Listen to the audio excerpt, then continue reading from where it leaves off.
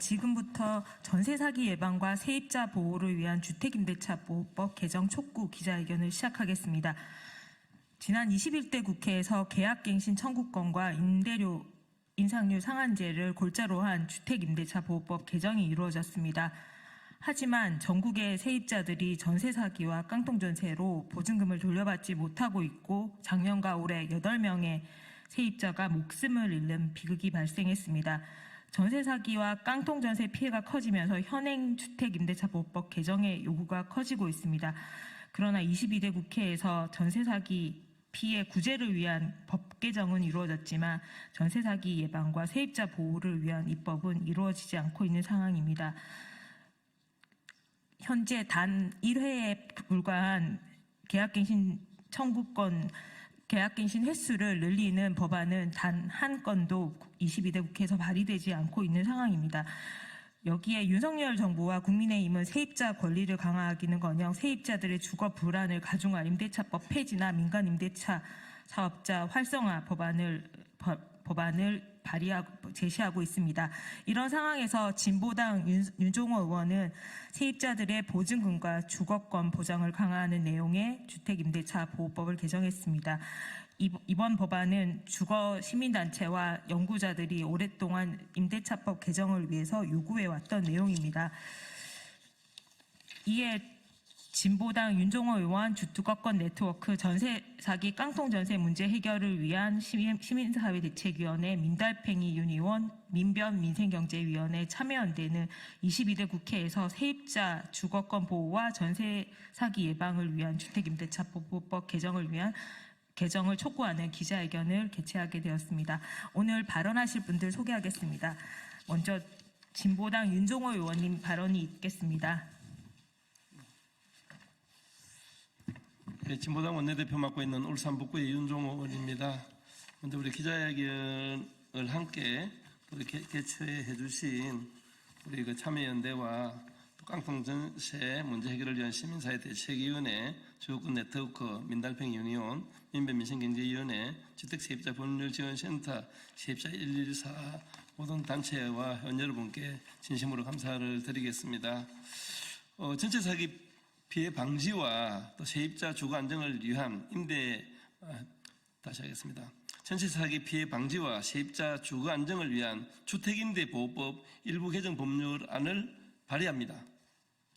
전체 가구의 40%에 달하는 임차 가구는 임대인의 일방적인 임대료 인상이나 퇴거 요구로 주거 불안에 시달리고 있습니다. 취약한 임차인 보호는 결국 전세 사기라는 사회적 전환으로 이어졌습니다. 이번에 발의한 주택임대차 보호법 개정안에는 현재 이해로 한정된 계약갱신 청구권을 제한 없이 쓸 수 있게 했습니다. 독일, 프랑스 등 해외 주요국은 이미 이렇게 하고 있습니다. 이와 함께 지역별로 적정 임대료 산정위원회를 설치해 적정 임대료를 고시하며 주택임대차 표준계약서 사용을 모든 임대차 계약에 의무화해 세입자 보호를 강화하도록 했습니다. 전세 사기 피해를 방지하기 위해 임차인의 대항력 발생 시점을 임대차 계약 체결 적시로 앞당겼습니다. 윤석열 정부의 국민통합위원회도 올해 초 같은 취지의 개정안을 제안한 바 있습니다. 개정안은 또 임차 주택 매매 등으로 임대인이 변경된 경우 임차인에게 통지 의무를 부과하고 새 임대인의 납세 증명서를 임차인에게 제시하도록 하는 등 임대인의 정보 제공 의무를 강화하도록 하였습니다. 특히 깡통전세, 집값 상승을 부추기는 무자본 갭 투자를 막기 위해 전세 보증금을 주택 가격의 일정 비율 이하로 제한하는 내용도 이번 개정안에 담았습니다. 이번 주택임대차 보호법 전세 사기 방지와 세입자 주거 안정을 위한 시민사회의 요구, 진보당의 총선 공약 등을 골고루 반영했습니다. 주택임대차 보호법 개정안이 통과될 수 있도록 최선을 다하겠습니다. 우리 민주당과 우리 국민의힘 여러 야당들도 함께 동참해 주시기를 당부드립니다. 감사합니다. 네, 이어서 민달팽이 윤의원 지수위원장의 발언을 듣도록 하겠습니다.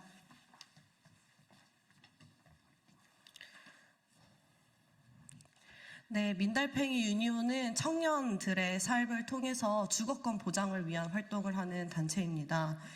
지금 청년 그리고 세입자로 살고 있는 사람들에게는 보증금 떼이지 않는 집, 숨막히게 월세 올리지 않는 집, 쫓겨나지 않는 집, 의심하지 않고 믿고 살 수 있는 집이 필요합니다. 2024년 11월 현재까지 전세 사기 피해자 신청 건수가 3만 3천 건이 넘고 있습니다.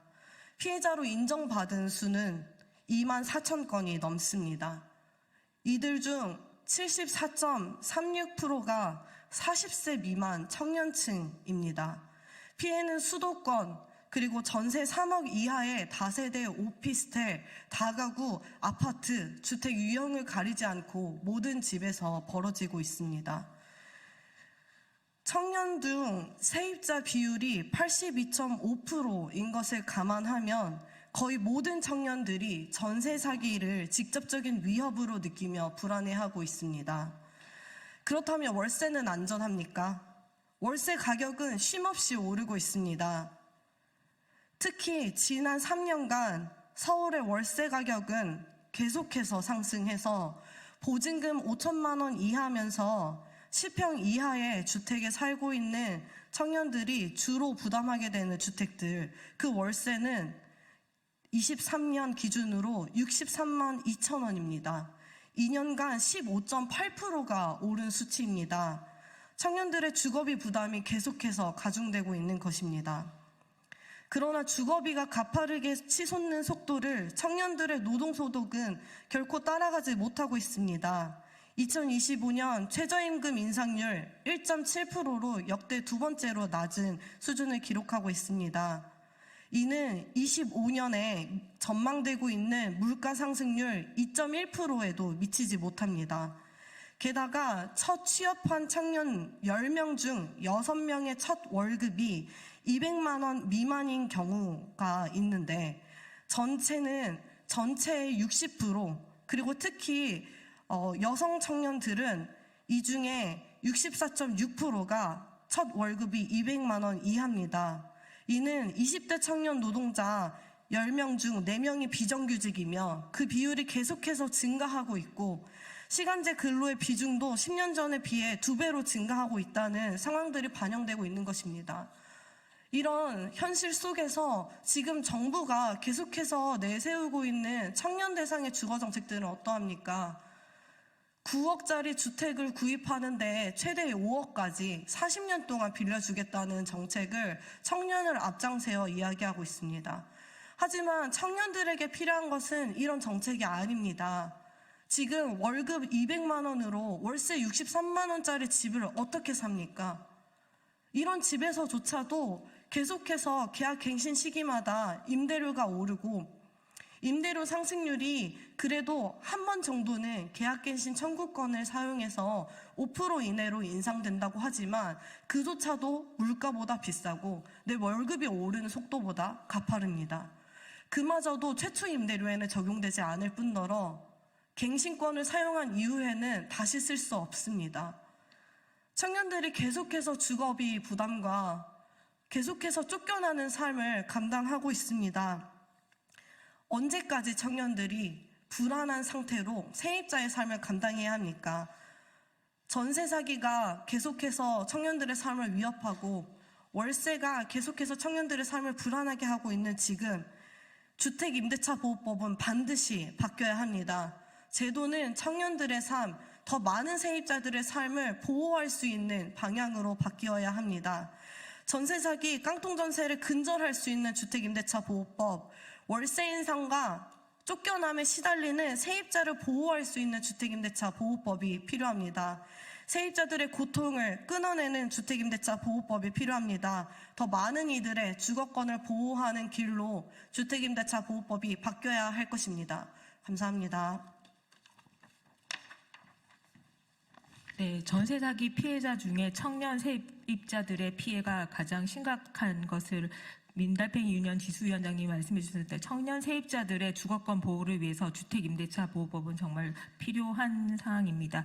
다음은 이어서 참여연대 민생희망본부 실행위원인 소현민 변호사님의 발언을 듣도록 하겠습니다.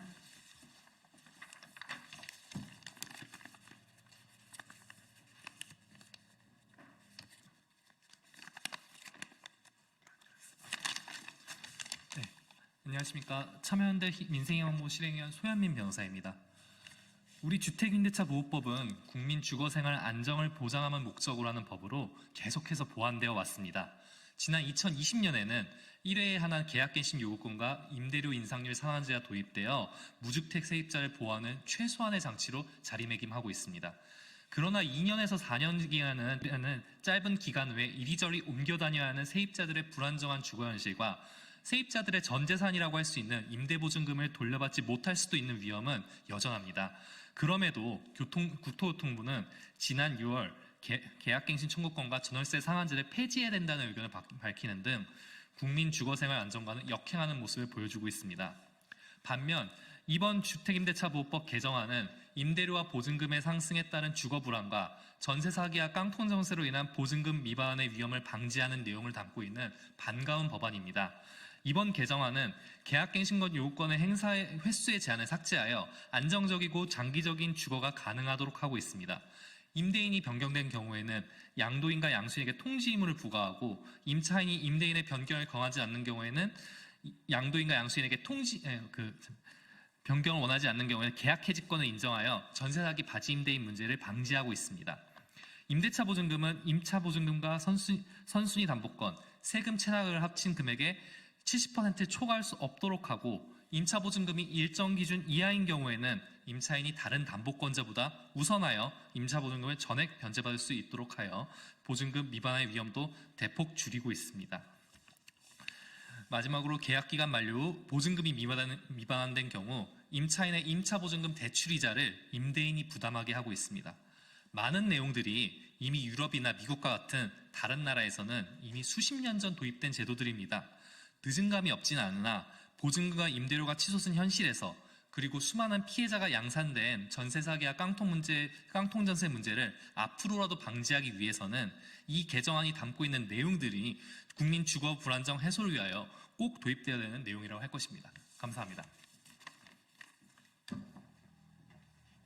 네, 전세 사기와 깡통 전세 위험에 노출되어 있는 세입자들에게 주택임대차보호법 개정안은 정말 시급한 문제라고 할 수 있을 것 같습니다. 다음은 주택세입자 법률지원센터 세입자 114 센터장님이신 이강훈 변호사님의 발언을 듣도록 하겠습니다.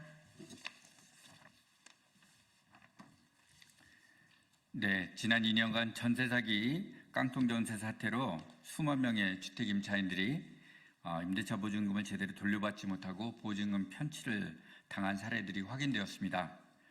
주택임대차보호법은 그 제정 당시부터 임차인의 보증금 보호를 제1의 목적으로 하였습니다. 그리고 수없이 제도가 보았는데도 왜 이런 결과가 나왔는지 생각해 보아야 합니다. 근본적으로 제도 설계 당시 생각지 못했던 중요한 정부 정책의 변경이 있었습니다. 정부가 직접 또는 간접적으로 전세금을 대출해 주거나 정책 보증을 통해서 임차인이 스스로는 조달할 수 없었던 수준의 전세금을 조달할 수 있게 해주었다는 것입니다.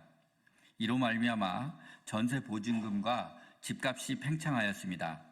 사기꾼들은 이를 알고 더 높은 보증금을 요구하여 편취할 수 있게 된 것입니다. 따라서 집값의 일정 비율 범위 내에서 보증금 한도를 설정하는 것은 직접적인 규제 방식이고 또 보증금 보증 한도를 규제하는 방식은 간접적인 규제 방식이긴 하지만 그 어떤 것이든 전세 보증금의 과도한 팽창을 적절하게 규제하는 것은 꼭 필요한 일이라고 하겠습니다. 이와 함께 임차인이 복잡한 권리관계를 모르고 주택임대차 계약을 체결하지 않도록 임차주택의 권리관계에 관한 공시를 강화하고 보증금을 보다 신속하고 편리한 방법으로 회수할 수 있도록 임차권의 물권화를 앞당기는 것이 필요합니다. 그 밖에도 윤종우 의원께서 발의해 주신 바와 같이 임차인의 권리 보호를 강화해야 합니다. 지금 윤종우 의원께서 발의하실 주택임대차보호법 개정안은 주택가격 대비 보증금 비율의 규제뿐만 아니라 갱신권의 강화, 적정 임대료 조사 및 분쟁 조정 활용, 소액 보증금 반환 강화, 표준 임대차 계약서 의무화 등 다양한 개선 과제를 제시하고 있습니다. 이 중에서 특히 계약 갱신 요구권을 제한 없이 사용할 수 있도록 하는 개정안은 전에 참여한 데서도 한번 그 민주당을 통해 그 발의를 제안한 바 있었던 내용입니다. 이런 내용들은 지금 전 세계적인 추세와도 무관하지 않은데요. 지금 6개월밖에 보장을 안 했던 그 계약 기간을 6개월밖에 보장을 안 했던 영국에서 지금 임대차 계약을 무기한으로 연장하는 그 법 개정안이 지금 발의가 된 상태고요. 이웃 일본도 계약 기간이 없습니다. 즉 계속 거주할 수 있는 겁니다.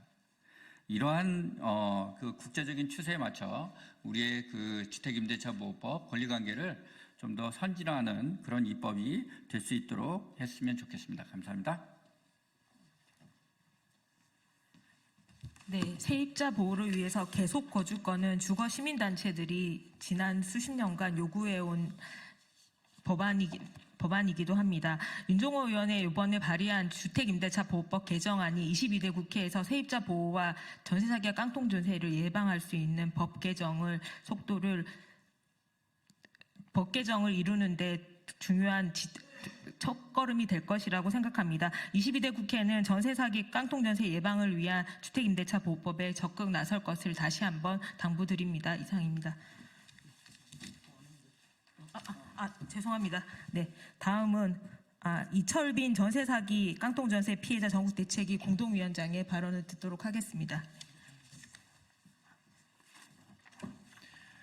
안녕하십니까. 전세사기 깡통전세 피해자 전국대책위 공동위원장 이철빈입니다. 딱 3년 전쯤에 저는 전셋집에 입주했고 들뜬 마음으로 집을 꾸미느라 바빴습니다. 보증보험 가입해주겠다는 임대사업자의 말을 믿고 기다렸지만 돌아온 것은 임대인이 60억 원이 넘는 종부세를 미납했다는 소식과 세무서 압류였습니다.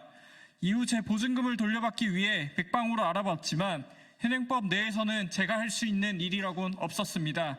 계약을 담당했던 공인중개사도, 임대차 계약 신고를 받은 담당 구청도, 전세대출을 승인해준 은행도, 사무적으로 압류만 걸었던 세무서도, 보증보험 가입 신청을 받았다는 보증기관도, 임대인의 사기 행위에도 수사조차 생각 않던 경찰도 그 어디서도 도움의 손길을 받지 못했습니다. 저만 그렇습니까? 전국의 수만 명의 전세사기 피해자, 깡통전세 위협에 처한 수십만 명의 전세 세입자들이 불안에 떨며 지내온 지 2년입니다. 그동안 정부와 국회는 이 문제에 얼마나 귀 기울였습니까? 저희 피해자들은 제도는 아무 문제 없는데 임차인들이 제대로 알아보지도 않고 부주의하게 계약하느라 사기당했다라는 정부의 망언과 사회적 무지 때문에 힘겹게 싸워야 했습니다. 그저 정보 비대칭만 조금 개선해주면 또 알아서 잘 굴러가겠지. 지금의 전세사기 대란은 예외적인 사건일 뿐이라고 안일하게 생각하는 그 생각을 고치셔야 합니다. 정보 비대칭만 해소해 주신다고요? 잘 알아보고 계약했는데 임대인이 어느 날 본 적도 없고 돈도 없는 바지 임대인으로 바뀌면 무슨 대책이 있습니까? 대항력은 전입신고 다음 날 0시부터 발생한다는 점을 임대인이 악용해 잔금 받은 다음에 바지 임대인에게 소유권을 넘기거나 은행에서 근저당을 최대치로 끌어오면 임차인은 순식간에 깡통전세 위협에 처합니다. 그런데 아무리 상식적으로 봐도 이해되지 않는 이런 일들이 그동안 모두 합법이었고 정상적인 부동산 관행으로 포장되었다는 게 참으로 기가 막힐 따름입니다. 지금의 전세사기 대란은 기존의 주택임대차 시스템이 더 이상 작동하지 않는다는 걸 말합니다. 자기 자본 하나 없이 임차인의 보증금을 집값에 육박하거나 그 이상으로 무리하게 받아서 다른 집을 수백 채, 수천 채 사는 게 과연 말이나 됩니까? 그러면서 세금 체납하고 근저당 원리금 상환 안에서 주택을 경매에 넘기면서 얼마나 많은 임차인을 벼랑 끝으로 내몰았습니까? 이제는 바꿔야 합니다. 임차인의 피 같은 보증금과 과다한 채무로 쌓아올린 그 모래성을 허물어야 합니다. 집을 팔면 보증금과 근저당을 모두 변제할 수 있도록 전세가율을 규제하고 임차인 있는 집을 팔 때는 반드시 사전 통지와 함께 임차인이 계약을 해지할 권리를 보장해야 합니다. 임대차 계약 즉시 대항력이 발생하도록 행정 시스템을 정비해야 합니다.